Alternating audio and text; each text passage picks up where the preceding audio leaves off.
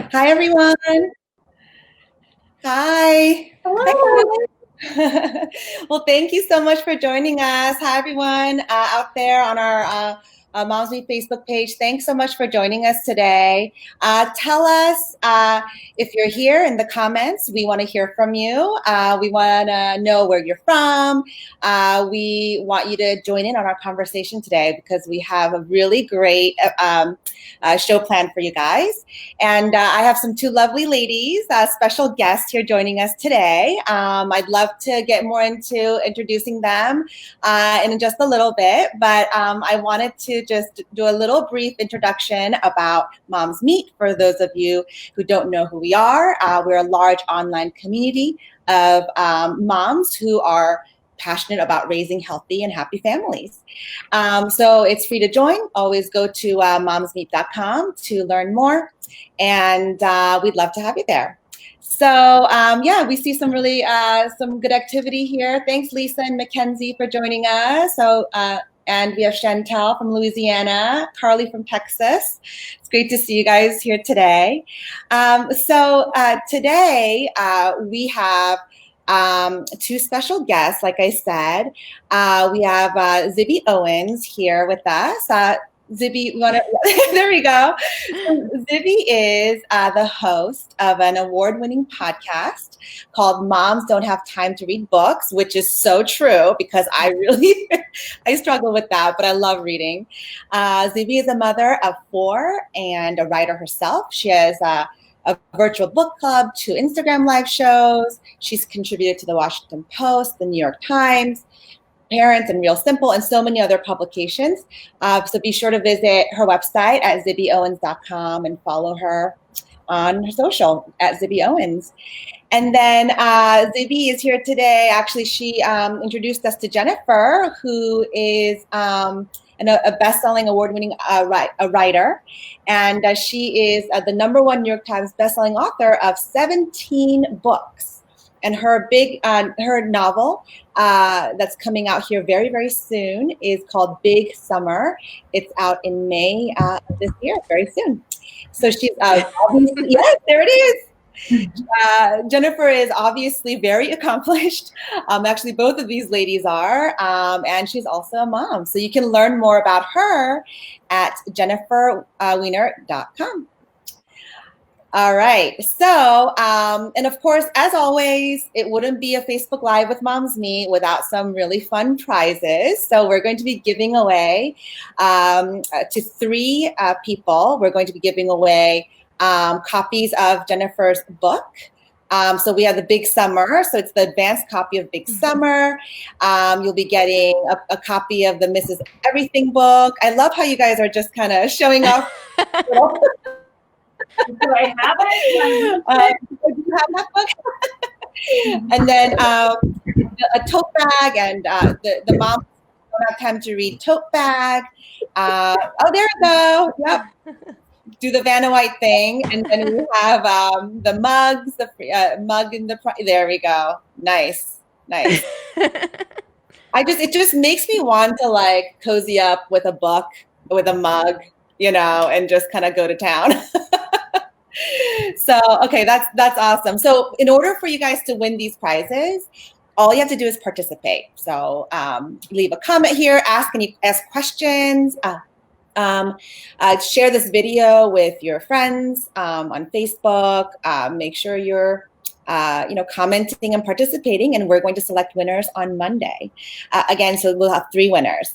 So having said all of that, I'm going to let Zibby take it away because this is going to be a really great interview between Zibby and Jennifer. So take it away. Okay. Thanks so much, Annie. Thanks for bringing us all together. Okay, she's gone. Well, anyway, thanks to her. Welcome, Jen. Thank you for doing this. I'm so happy to be here. It's great to see you. You too. And it's Jennifer Weiner, not Jennifer Weiner. I just wanted to throw that out there. You know what? It's like with that name, you can't win. Everyone loses, no matter what you say. My first name gives me a lot of trouble too, so I totally relate. Nobody ever gets it right. So between the two of us, who knows who we are? Well, I'm really excited to interview you again because we got to be together for the launch of Mrs. Everything when that like over a year ago, and you're just cranking out the book so fast that here we are again for big summer, which like is we so never exciting. left. Like we never left. The world is slightly different this time, but you know. So I wanted to talk first about your latest book, which comes out on Tuesday. So congratulations. How does it feel, first of all, to have a book coming out in a pandemic like this? Well, I mean, I wrote Big Summer to really be fun and escapist. I wanted for people to feel like they were on the Cape, like they could feel like their toes were in the sand and they had a cold drink in their hand and they could hear the waves and smell the bonfires on the beaches. And I mean, I figured everybody's so busy and our lives are already so noisy that everyone needs that kind of break, especially in the summertime. So I was really excited to be bringing this book to bookstores at this particular moment.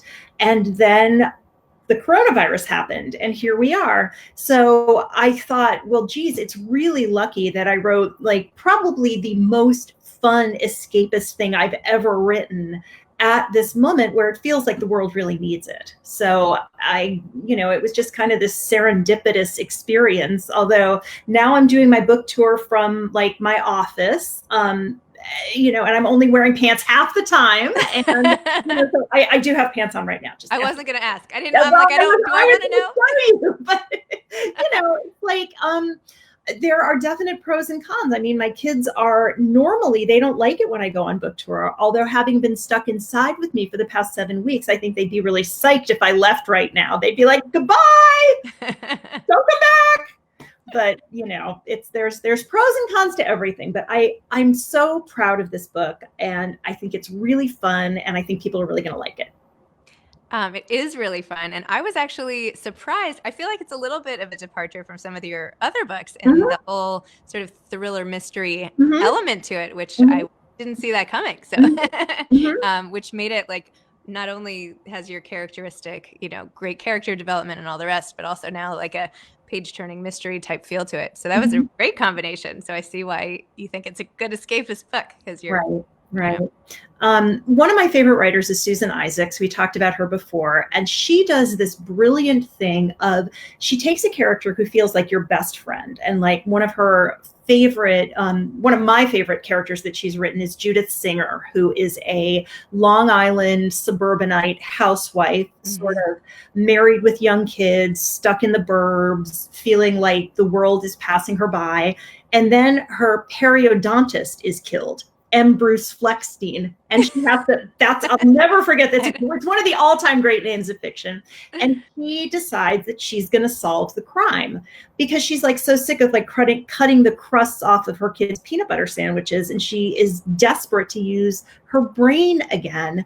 And I love the idea of sort of an accidental detective, like a woman who feels like she's your mom or your sister or your best friend, who ends up sort of thrust into these circumstances where she has to solve a crime. And that's what I wanted to do with Big Summer and with Daphne, who is the protagonist.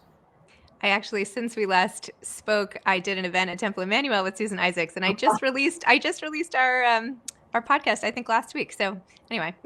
She's one of my favorite people in the world. Like she was like, if you asked me who I wanted to be when I grew up, like I would have told you Susan Isaacs because she's so smart and she's so funny and she's so generous with young writers and just like an amazing human being and an amazing writer. And that's what I always wanted to be. So I did an event with her and it was so embarrassing. I was like Chris Farley meeting the Beatles. I was like, remember when you wrote that book I loved? Like that was cool. Like I completely like beclowned myself for at least the first 10 minutes. I could barely speak, but I got over it. But that's probably, by the way, how young girls think about you.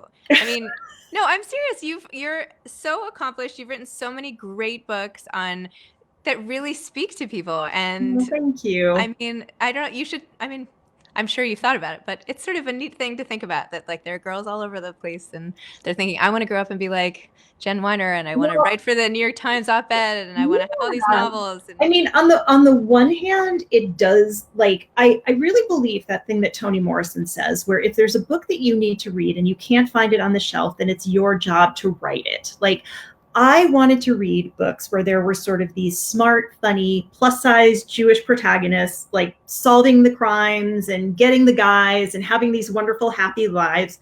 So I'm very, very happy that I've contributed books like that and put them into young girls' hands. But on the other hand, like I have a teenager. So like if I am ever tempted to like start feeling really good about myself or like I'm like a big deal, like I have somebody who is so witheringly scornful and mean to me that like, you know, it's like, I don't know how any mother of teenagers has any self-esteem at all because she is deadly. Like she is just like, she's cruel. It's horrible. Oh. Anyhow.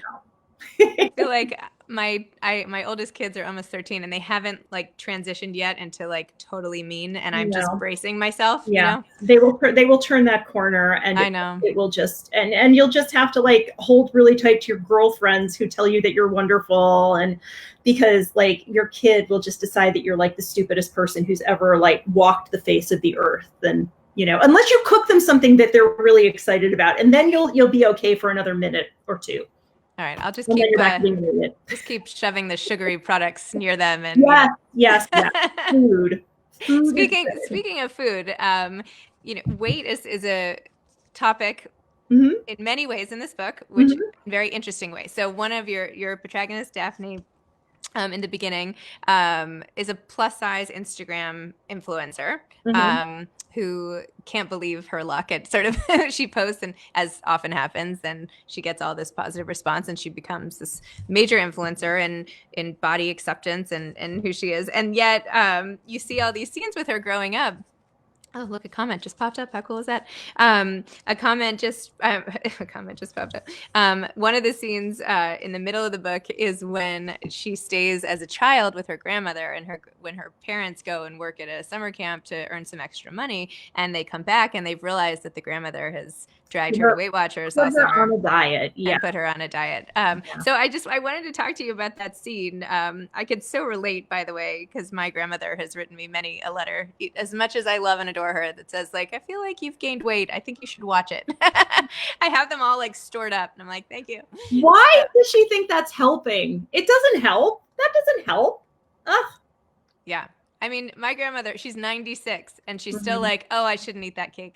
And I'm like, you know what? I've already thrown in the towel and I'm eating the cake. Okay. I'm going to one up you here. My Nana went to Jenny Craig when she was 90 years old. And she went to Jenny Craig. And like, I'm just like, when I'm 90, like if I should be lucky enough to live that long, like I am going to lie on a couch and have like oiled men feed me bonbons all damn day. Like, I'm not going to care